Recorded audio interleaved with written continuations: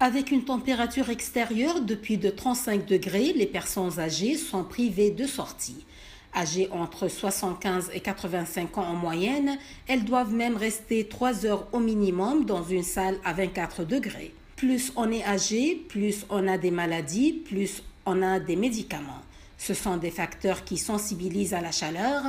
Dès que la chaleur augmente trop, les personnes âgées ne boivent pas parce qu'elles n'ont pas la sensation de soif et elles ne transpirent pas parce qu'elles n'ont pas la capacité au niveau des glandes sudorales de transpirer et donc elles se déshydratent.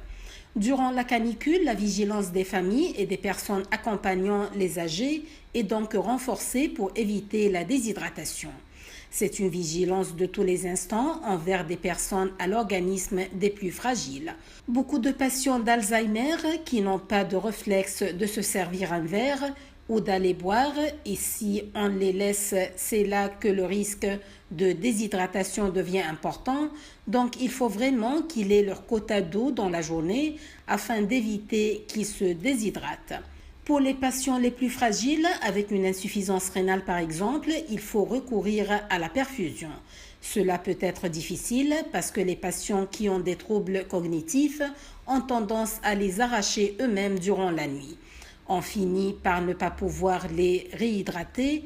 On profite de la journée pour pouvoir les surveiller minute après minute. Cette hydratation à la carte est complétée de glucose et de sels minéraux selon les besoins des patients.